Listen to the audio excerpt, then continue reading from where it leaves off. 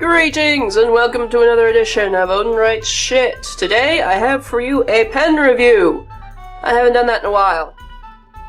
I have the Monteverde Intima in neon pink. I got this from Pen Chalet on Fountain Pen Day when they were having a special. The original price was $70.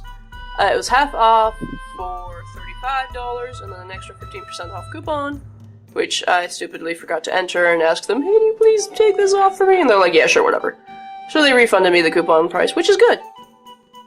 So ultimately, it only cost me $29.75, which is great. They only had the pink and the neon pink and the neon green on special. I really, really wanted the neon green, but by the time I decided I could react, they were all sold out. In all things medium, fines, and yeah, the only thing that was left was a pink medium, which is good because I like medium. But enough of that, let's get started. Monteverde isn't a very... I don't know much about Monteverde, really. So this is what it came in, a lovely green box with their logo on it. A nice card sleeve. Again, with a nice pseudo-leather-ish box. Very nice. Open it up, and that is what it looks like inside. Got a silver symbol. Very lovely presentation with the pen itself. Underneath, there are your parts instructions and your limited lifetime warranties. Refills. And it comes with 2 cartridges, but I'm not sure if it's supposed to come with 2 or 1, because the box is black, but inside there's 2 shorts, I think, or standards, and there's a black and a blue in here. So I'm not sure what that's all about. I don't know. This pen can definitely fit a long, especially when you consider the converter cartridge, so I'm kind of like, not too thrilled with that, especially for $70. Like, either give me a long or like give me a full 4-pack of these things, but that's just a minor complaint. The pen itself is really cool. It's in a resin that's got this swirly pattern, very shimmery and stuff. It's got the Monteverde logo on top, with the Monteverde and the Intima. Made in USA. It's a pretty short pen, actually, and you kind of need it posted if you have big hands in order to write with it.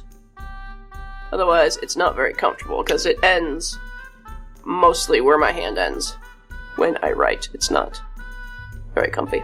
So I keep it posted. Posts pretty nicely. It's a very, very lightweight pen, but still feels solid at the same time, if you know what I mean. The nib is a black steel nib. Nothing too interesting going on. It's got the logo and Monteverde on the bottom, and Monteverde on one of the ridges here, which I think is kind of silly, because if you got Monteverde down here, why would you have it up here?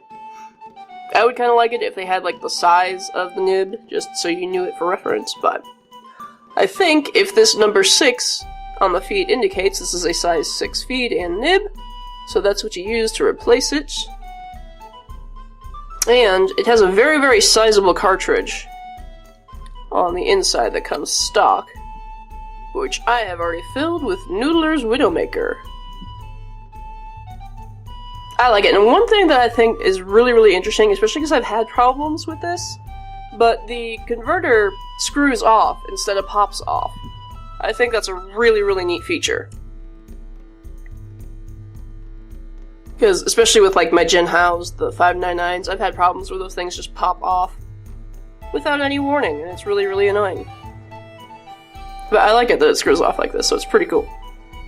Now, I played with this a little bit in order to kind of test out the writing, but very smooth, immediately responsive. I had no problems getting this to work.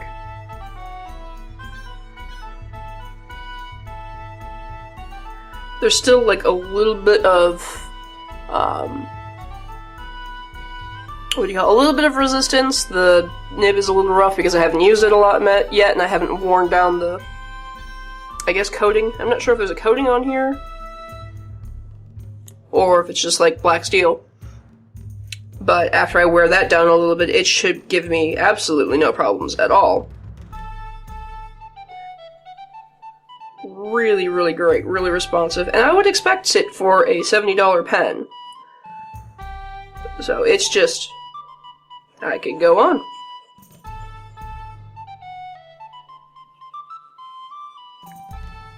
I don't know if I mentioned this, but this one is a medium point. But it's actually a little bit on the thinner side for a medium point. Not too bad. Ultimately, I enjoy it very, very much. However, this is a difficult question for me to answer. Like, is this worth $70? Because they have only those two colors, the pink and the neon green, were on sale for $30. They have other ones which are like this mountain ice color, and it's like this sleek gray, shimmery bit. They have a regular black one. Those are all still $70. And it's probably my lack of experience, but I still don't know what exactly would make me spend $70 on a pen, make me spend $100, $200, etc. I still enjoy the economy pens, the $10, $20, $30 stuff.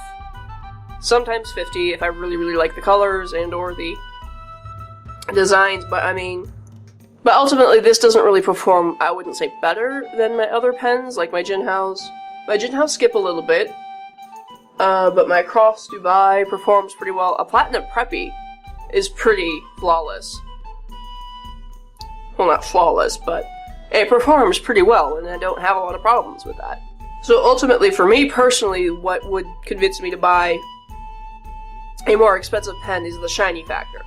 Do I like it? Is it very, very, very shiny? And then you have to have it. That's probably the only thing that would justify me buying something full price. But let me know what your opinion on that issue is. Do you guys agree with me? Do you not? And I think that'll do it for this edition of Odin Writes Shit. Do you have this pen? Have you had experience with it? Do you like it? Let me know your impressions in the comments down below. And of course, if there is anything that I need to be trying out right now, feel free to leave me a comment down below, and I will see you next time.